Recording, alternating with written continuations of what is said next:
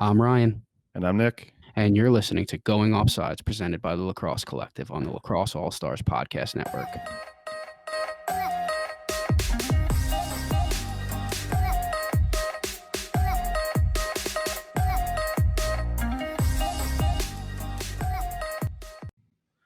Welcome to our first episode in a series of interviews with influential lacrosse people from around the world.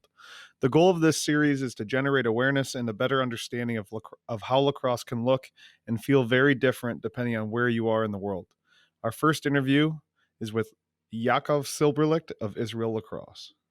So why don't you go start up by explaining your role with Israel Lacrosse?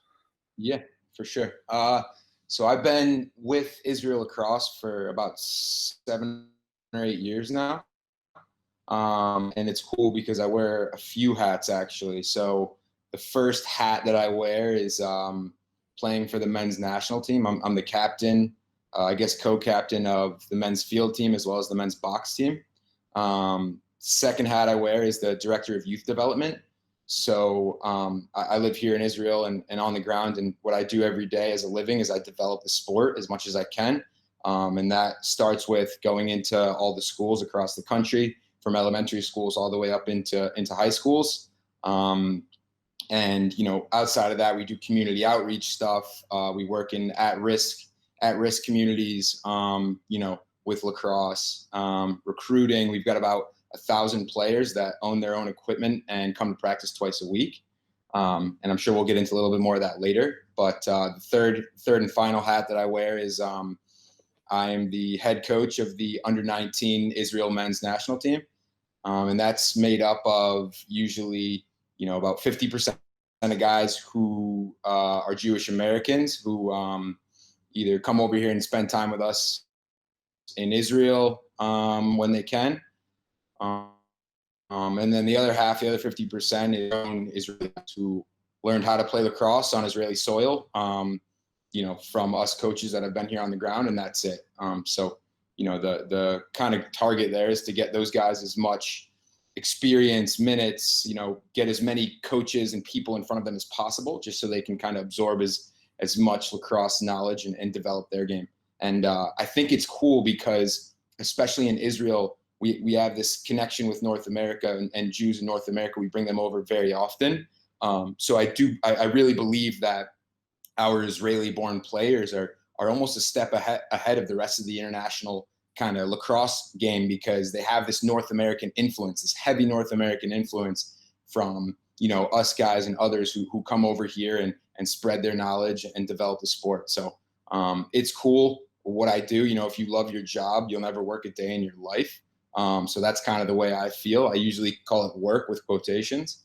And yeah, man, like I really believe, lacrosse has been in Israel for about 9 years now, kind of just after I was kind of just almost here at the start.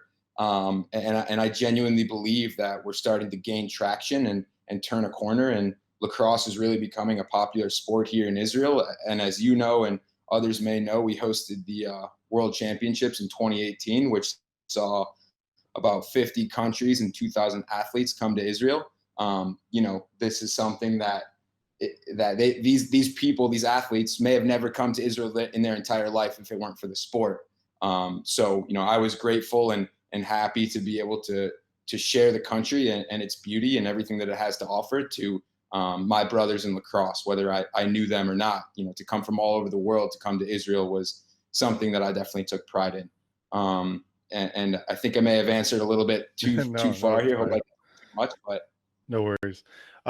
So you said it's about 9 years old in Israel.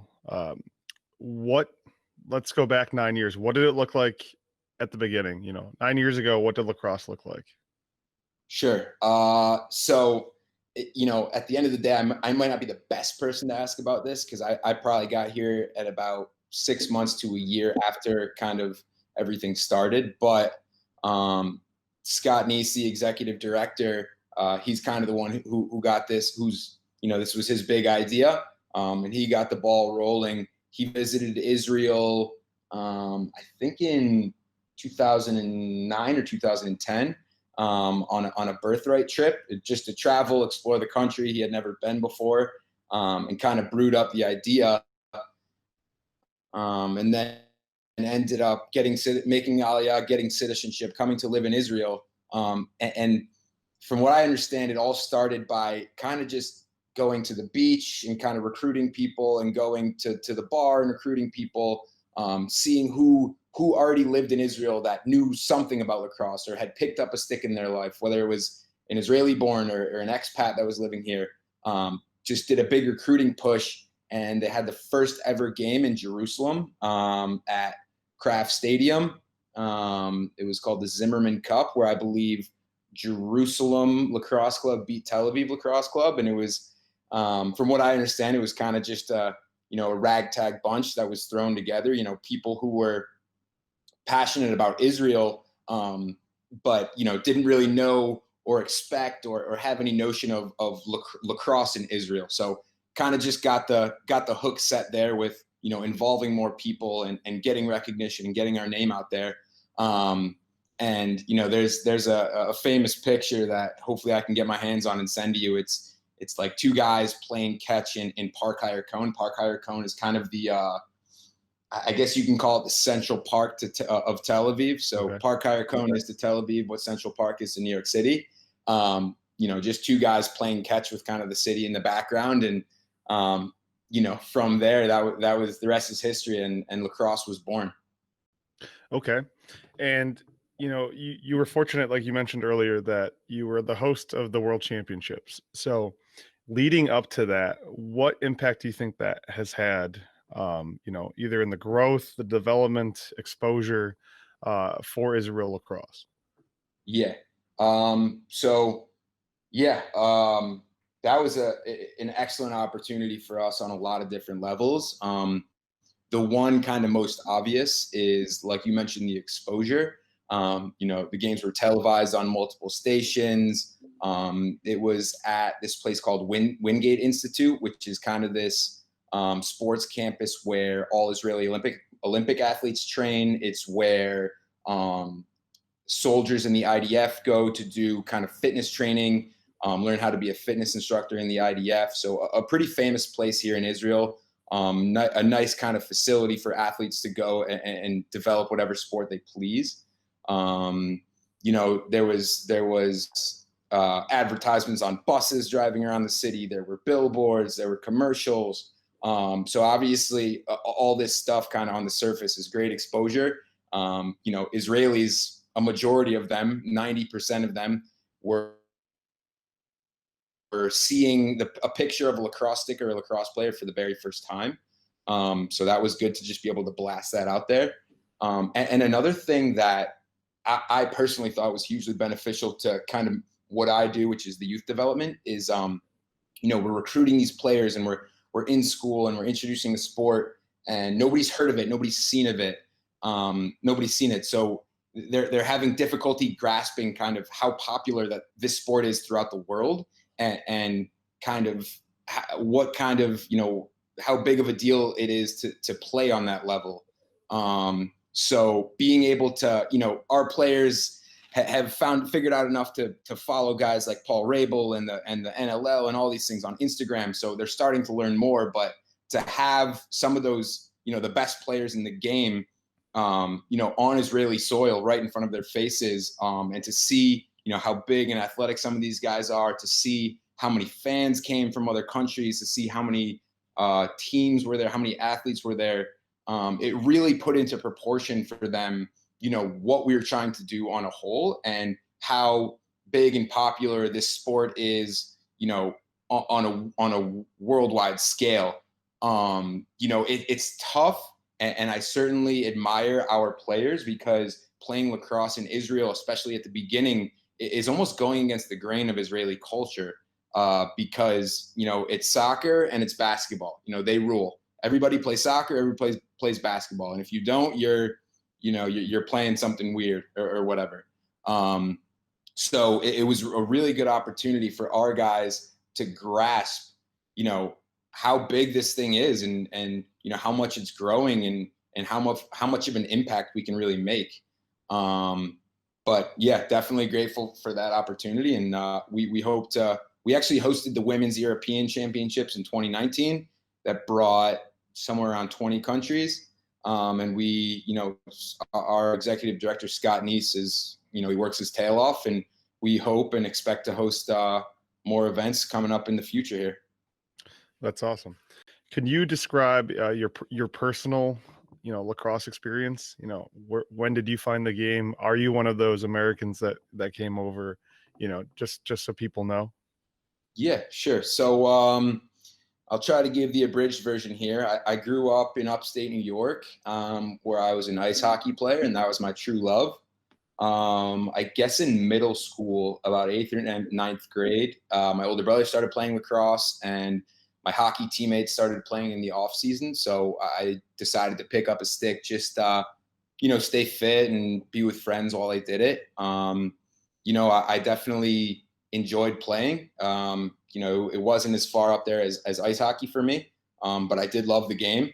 And, at the end of the day, once I was a senior, I realized that I did have, potential, and it really seemed to me like there was more opportunities out there to play lacrosse, immediately out of high school as opposed to hockey.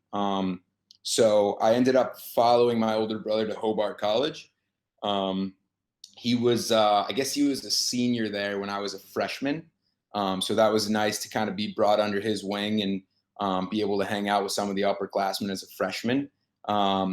At that point, we were in the ECAC, which was one of the best leagues in the country. We were playing, I guess league play was Ohio State, Denver, Loyola, Michigan, Air Force, and then our out of league games were like Syracuse, Cornell, Colgate.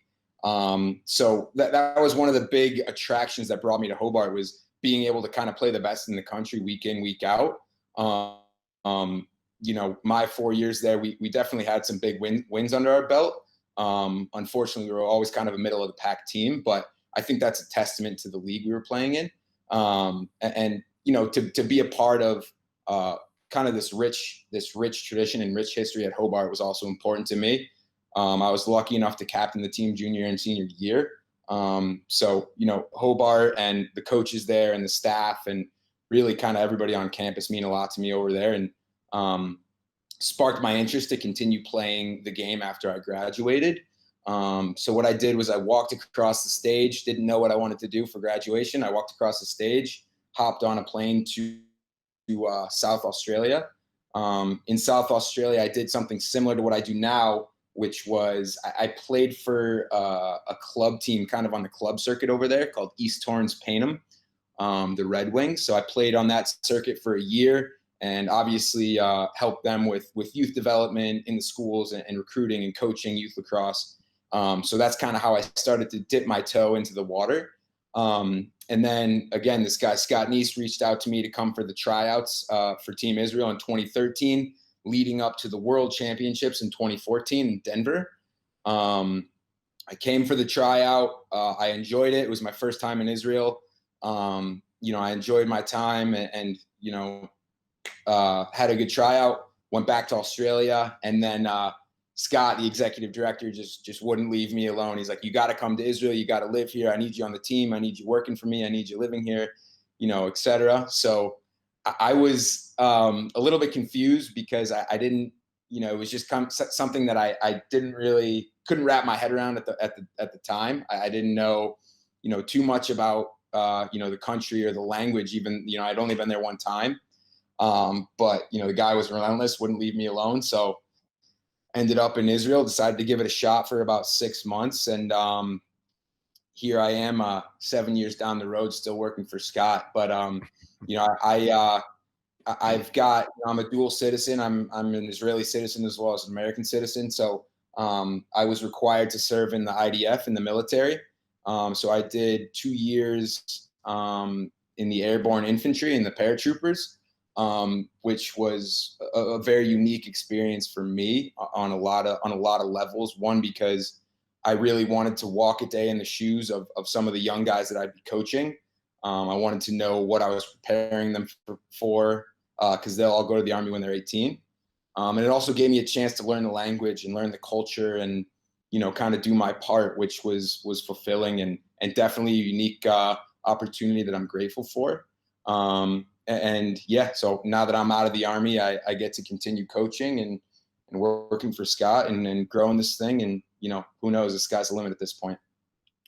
Yeah, it definitely seems as if Israel is on a different path than most of the European countries that have Sure. taken the sport, or any international country outside of the U.S. and Canada, probably.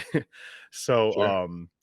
it looks like a lot of like you mentioned earlier, a lot of the growth has been in part due to Jews in America coming over, doing internships, doing a year abroad. How did that really kind of get started, if you know, and what impact has that had, not only for the country but for those athletes that come over? What kind of experiences are they having? Sure. Nick, you're killing it. I love these questions, man. Yeah. So how can I answer this? I think it kind of all started. So I currently live in Ashkelon, Israel. Each city in Israel has what's called a sister city. Mhm. Ashkelon's sister city is Baltimore. Obviously, we all know that Baltimore is very lacrosse heavy. Lacrosse is kind of king over there, and there's a lot of Jews that live in Baltimore as well. So we decided to kind of start this thing and put the hub in Ashkelon, and play off this kind of Baltimore-Ashkelon partnership. The people that work on the Ashkelon side are incredible. They've been incredibly helpful to us, and we're able to turn to them for any help we need, whether it's on the ground here or opening relationships, in Ashkelon or in Baltimore. They've been hugely helpful. And we thought that kind of that was the best way to move forward. So it started kind of by bringing a few people from Baltimore to Ashkelon and sending some of our Israeli-born players to Baltimore for a summer to get a little experience. And then from that, obviously, it's just grown immensely. We have the IPLL, the Israel Premier Lacrosse League, which sees people from all over the world. Europe, we had a couple of guys from Africa, guys from Canada, the US. Open to everybody, non-Jews as well, which is awesome. Like I mentioned about the World Championships, this country is so special to me in a lot of different ways. I'm happy to share that with others, of any faith, any religion, just because I think it's an incredible place as far as the beauty of it, the beaches, the food and everything. So, I'm happy and lucky to be able to share that with the lacrosse community. And, there's also, we have plenty of programs. We have our winter service trip, which is, about 40 high school lacrosse players who come over during their winter break to do, to volunteer, to do youth development, to scrimmage our men's team, to do all that good stuff. We have our birthright, which is 40 collegiate lacrosse players that come over in the summer to tour the country and also do that stuff, youth development, those things. And then also, like you touched on, we have, and you may ask a question about it coming up here. Hopefully I'll get a chance to talk about it a little more. We have the gap year, which is students who we usually target guys who just graduated high school, are about to go to college. And we offer this kind of unique opportunity to come spend a year here before you go to college. And that program, again, includes all the stuff that I've talked about, as well as we facilitate things like surf lessons and cooking lessons and Hebrew lessons for the participants. And, I really do believe, because this is what I personally experienced, that, living here, spending an extended period of time here, not only here, just abroad in general, is hugely beneficial just for kind of maturing and finding your identity and finding your purpose. So, I really do encourage anybody out there to come on a gap year, whether it's with us, hopefully it's with us or somebody else. And, just the way the college climate is these days, I think it's, hugely beneficial to take that year and kind of, do some exploring and get some experience. But yeah, kind of to answer your question, hopefully I'm not going too far off here. Yeah, it's such a special place, and, to come here and to, find that sense of identity, to coach youth lacrosse, in a different country where you have to solve problems and you have to do it in a different language sometimes, and you gotta kind of figure out a way to cut corners and make things work. And this whole international lacrosse thing is brand new, not just to Israel, but almost all over, most of these countries outside of the top teams, it's brand new. So there's not really a textbook on how to do this stuff, right? So it's almost, excuse my French, throw crap on the wall and see what sticks. And I really think that that's helped me and helped people that come on our programmings become better problem solvers, figure out how to, act on the fly and do things on the fly. And then the last part is, when we can get Jewish Americans over here, it really does strengthen that, strengthens the identity, strengthens the bond between Israel and Jews in North America, as well as, Israelis and Jewish Americans. There are Jewish kids in the US who don't, may not understand fully how lacrosse is existing in Israel, but I love to just put them, an American kid in touch with his Israeli counterpart who's also a lacrosse player, and see what they talk about and get to know each other. And that's how we kind of build this thing. And if I can keep going a little bit more on this, like I said, I grew up in upstate New York, and my Jewish identity wasn't super strong for a number of reasons. One being that I wasn't, there's not a lot of Jews up there. I was, one of one or one of two on the lacrosse team and one of two on the hockey team. So it wasn't something that, I really rallied a strong identity behind.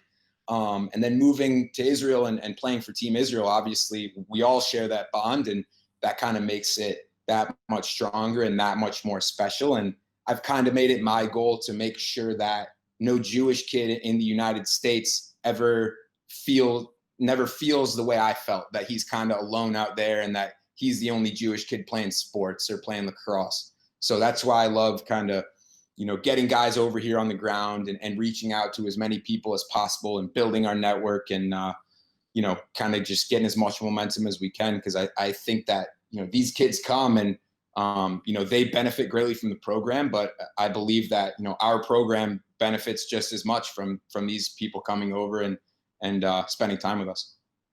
Yeah, and playing off of one of your points, I'm a dual citizen myself, and I love the U.S., but I'm never happier than when I'm in Europe.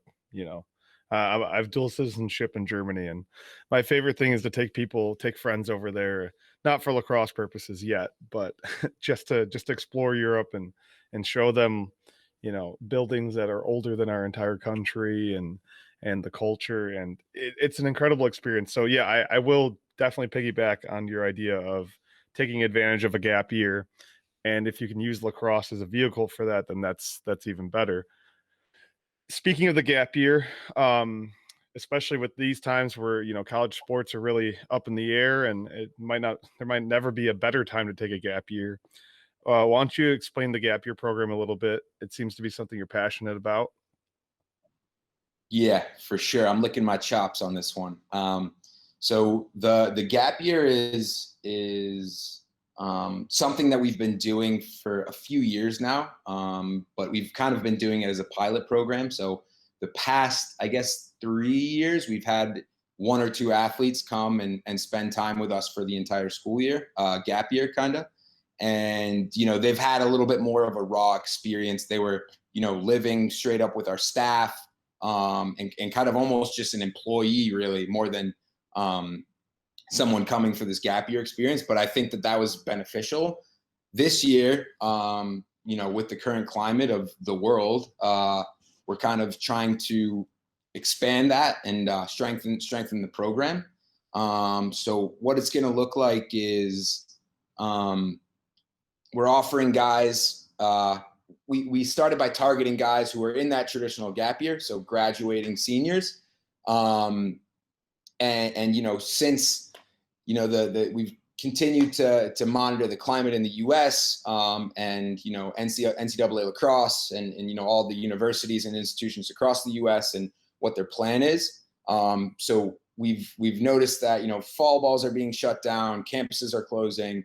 We took it upon ourselves to make sure that we could offer guys in our player pool, in our community, in a unique alternative. If they weren't, super fired up to go back to campus and sit in their dorm and take online classes and, do whatever lacrosse might look like, which is gonna, could be very limited.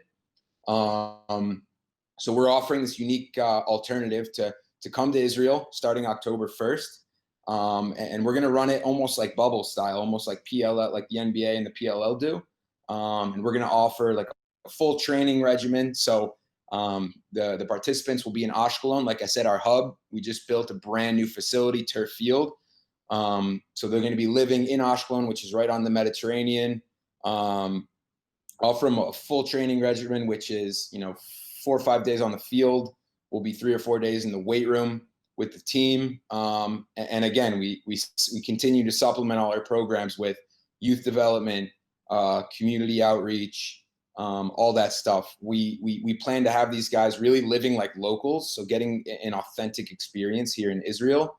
And like I said, we're going to facilitate other cool stuff, whether it's surfing lessons, Hebrew lessons, cooking lessons, being in the community for Shabbat dinners, anything like that. And kind of the last part is COVID permitting, hopefully these guys will be able to kind of experience and travel outside of the city that they're living in and explore the country a little bit more, because it is a beautiful place. It's an opportunity just for these guys to, a lot of guys are coming just for the fall and wait to see what happens in the spring. It's a good opportunity for them to kind of keep their knives sharp, so to speak. If and when the NCAA season happens in the spring, of course we're going to be excited to send our guys back to the U.S. to join up with their teams and have that season. But again, we want to make sure that we have something to offer them if that kind of does go south and there is no NCAA season. So, we're offering them either the full year, 1 semester, whatever they can kind of make work or they think will work and fit within their schedule. Some guys will be taking classes online while they're participating in our program. Some guys are just kind of deferring and taking their gap year and focusing on lacrosse with us. And yeah, man, I'm just as excited as the participants, I think. I'll be able to coach some of these guys at a high level. I'll be able to integrate them with our Israeli players, and that just brings the level up so high for those Israeli guys who don't necessarily get to see competition from North America or from abroad very often. So to have, 20, 30, 40 players in country for almost a full calendar year is going to do wonders for our guys and their development as players. And again, just like meeting these guys and feeling that sense of family and sense of community is invaluable, I think. Okay. So what I want to do now is kind of do like a rapid fire of questions for you so we can get Yes. some interesting bits out of the way. So Cool. how hard is it, or where do you get lacrosse equipment in Israel? We order it in the US Mhm. and have our participants on our programs stuff it in their luggage and bring it over with them. Okay. Has that? Sorry, does lightning round mean you want like short, quick answers, or do you want me No, to? that's perfect. Yeah, like a sentence or two, whatever context you Okay. think it needs. Um, Okay. so professional lacrosse in the US, PLL, MLL, is it accessible? Are you able to watch it in Israel? Live, it's tough. You need to be kind of a hacker and have some sort of VPN because a lot of that stuff's not available. Watching it on recording, yes, we're always blasting that stuff out to our players. Okay, great. Are there any, I know it's young and I know, it's 9 to 10 years old. Are there any heroes already in Israel lacrosse? Yes, definitely. This kid, Ori Bar David, the first Israeli-born player to get to earn a spot on the men's roster, which was cool. and quick side note, 2 sentences here. I vividly remember like 5 or 6 years ago going into his school and putting a stick in his hand for the first ever time. And, 6 years down the road, he's standing next to me on the sideline in the World Championships playing against, Team Russia or whoever we were playing. So that was very, very cool to see it come full circle. So definitely have a lot of respect for him and how far he's come and developed. So he's my hero. Greatest, you mentioned you're on the national team. So greatest national team moment. You can take your time. I can cut out the silence. Okay. Greatest national team moment. Wow. I guess the obvious answer and what comes to my mind now is in 2016, we won gold medal at the European Box Championships. First time that Team Israel has won a gold in any event. And yeah, man, I'll never forget that. That was in Finland. Beautiful facility, high level of competition, and a lot of fun. So. Okay, I think the answer is probably obvious, but what's growing faster, field or box lacrosse?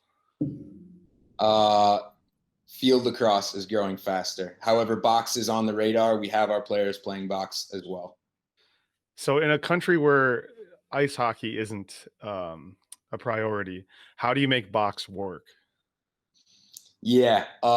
So actually, it's funny. Our men's team, who, as you may know, is in the blue group, who wasn't in Langley for this past World Championships playing Canada and USA. Our men's team currently practices on like a fenced-in asphalt basketball court. Okay. So it's pretty raw, but and I'm sure you feel the same way. Us lax rats, we have no problem anywhere, anytime, as long as we can strap up together and get fired up. But yeah, we'd love to build a box at some point. Yeah, I'm sure that's on the list of things to do. On a side note, I had two teammates when I was in college that I think they ended up playing for either I don't know if it was the U19 team or the men's team in the early days. Do you know Jesse Kane or Matt Markman? Okay. Oh yeah. Okay.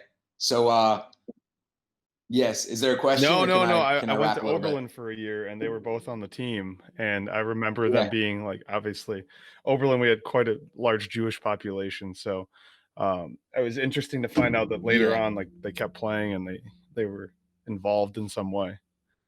Yes. So when I was talking about kind of the very first days of Israel Lacrosse, I tell everybody that Markman is Israel Lacrosse ID number 00001, just because he was, as far as I can remember, one of the very, very first guys to get involved. And obviously Jesse was there right behind him. I wish that they stuck around a little bit longer just because they're awesome dudes. And I got to shout out Jesse as well, because he was the original number 7 on Team Israel. And I was lucky enough to take that on after him. So definitely got to shout him out for that one and give some respect. That's awesome. Yeah, lacrosse is a small world for sure. Oh yeah. I think that's all I have right now. So if someone was interested in your gap year program, a financial donation, any kind of involvement with Israel Lacrosse, what's the best way to go about that? Who's the best contact? Yeah.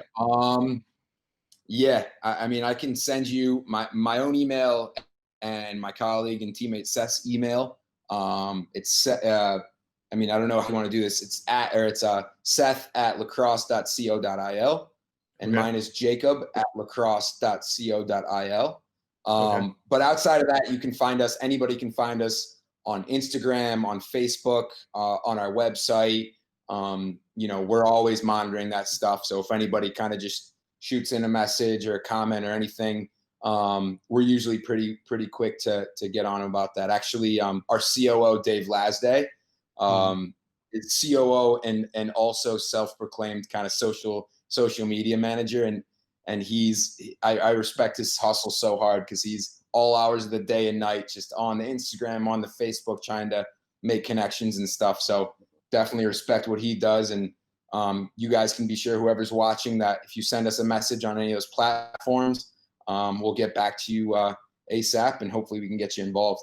So you mentioned Scott several times. What is his role? I know he kind of came over and he's been the grassroots guy, but if you were to explain to someone who Scott is and what he does, how would you do that? Yeah, that's easy, man.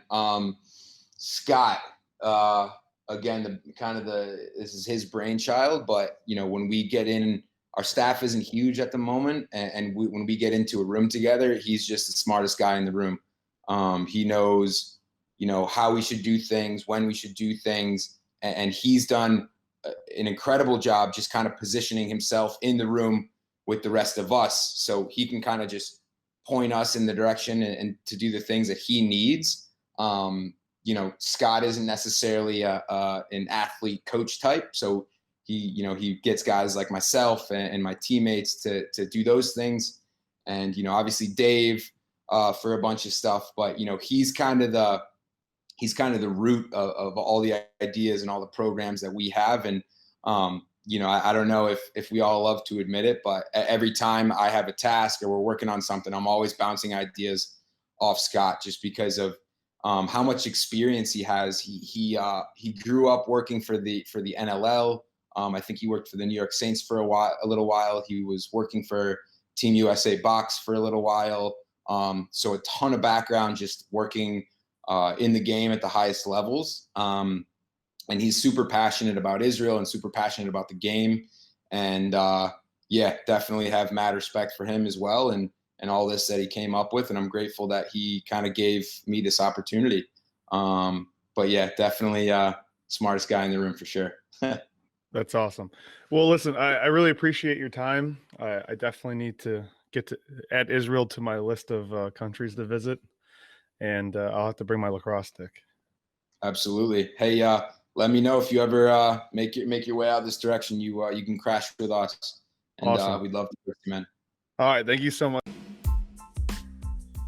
That's it for another episode of Going Offsides, presented by the Lacrosse Collective. Please follow us at Lax Collective on Twitter, or go to our website, thelacrossecollective.com. Stay tuned for more episodes.